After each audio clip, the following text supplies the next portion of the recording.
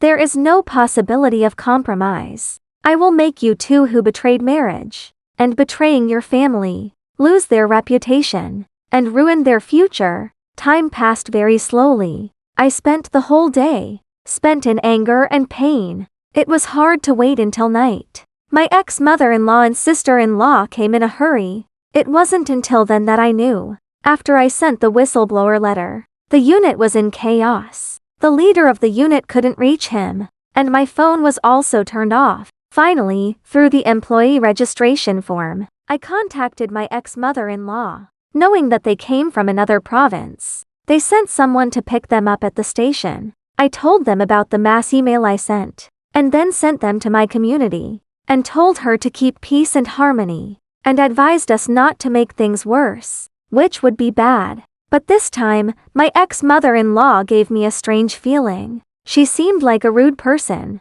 a quarrelsome shrew who favors her daughter over reason. The first thing she did when she came in was to scold me head-on, blaming me for not caring enough about Chengxin, blaming me for not being motivated at work, and couldn't give Chengxin more help. Anyway, it was all my fault. Even if his daughter pulled my daughter's hair, it was because the pot was placed in the wrong place. Her daughter was not at fault at all. Before I could say anything, my mom got angry first. Two usually amiable old ladies. At this time, they both took sides with their own children. They quarreled with each other, and quarreled fiercely. I took a deep breath, stood in front of my mom. I looked at my ex-mother-in-law. I said in a deep voice, "For the sake of you being Keel's grandma, I'll call you mom again. I just ask you two questions. First, about your daughter's cheating. Is right or not?" My ex-mother-in-law didn't answer this question directly.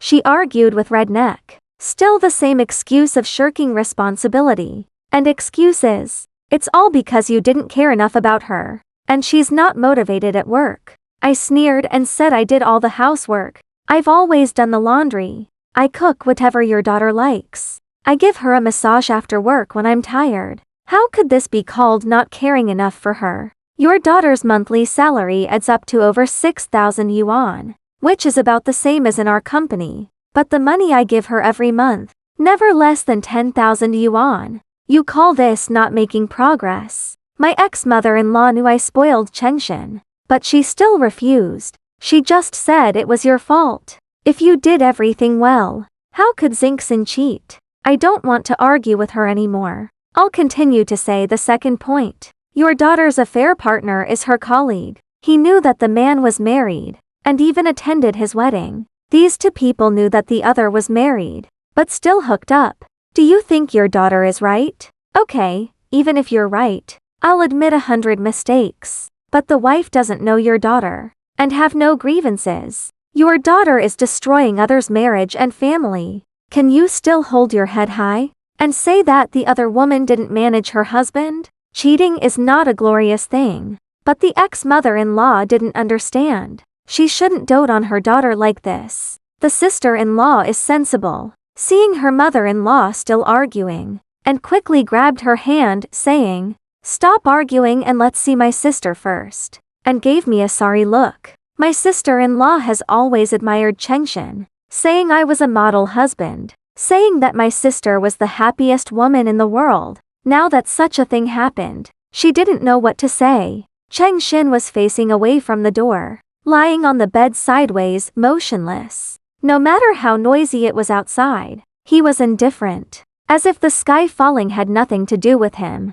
My ex-mother-in-law and sister-in-law were scared, thinking I had strangled her to death. "Sister, are you okay?" Sister-in-law walked over bravely to help him up. Chengxin was in a daze, and dull eyes, and the slap mark on his face was clearly visible. The ex-mother-in-law saw her daughter being beaten, and started to make a fuss again. My sister-in-law also grabbed my arm, and asked me, "When my sister married you, what did you say to me? You would love and cherish her forever. But now you beat her. What else do you have to say?" I shook off her hand. I shouted with red eyes, "If killing wasn't illegal, I would have stabbed her to death." My voice was loud, and suddenly suppressed my ex-mother-in-law's, and suppressed it. I hadn't rested for a day and a night. I was exhausted both mentally and physically. At this moment, my eyes were red and looked ferocious. Not to mention my sister-in-law and ex-mother-in-law.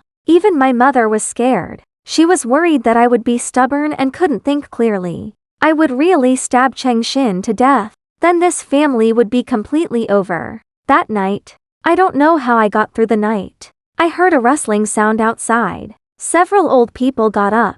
Cheng Xin was still half dead lying in bed. She didn't say a word. She didn't eat or drink. I had no appetite. I really couldn't eat. There were a lot of things to deal with at home. I thought there was no way out. I'll ask for leave from my boss at work. When I turned on my phone, ding, ding, ding, there are over 99 unread messages. I was a little confused. What's going on? All my relatives and friends sent me messages. All my relatives and friends sent me messages. I always felt something was wrong. I didn't expect this incident to be a local hot search. But at this time, I was full of thoughts of getting revenge on Han Yingjun. I didn't think deeply. Later, I found out. I was used by some people with ulterior motives. I was actually used as a pawn. At noon, maybe because of public opinion or other reasons, Qin Hong, the leader of Chengshin unit, invited me to his home.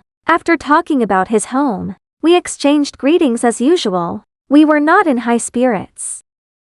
So we got to the point. Qin Hong said while making tea, "Xiao Fang, you have seen the world in big cities. You should be able to hold your temper. But uncle has to say, you handled this matter a bit recklessly. Everything can be negotiated, right? Why did you make such a big fuss? To be honest, I didn't do this on a whim. But after careful consideration, I don't want to leave myself any way out, refusing any possibility of compromise and settlement. I just want justice." Qin Hong paused slightly with his tea-making hand. Then he smiled bitterly.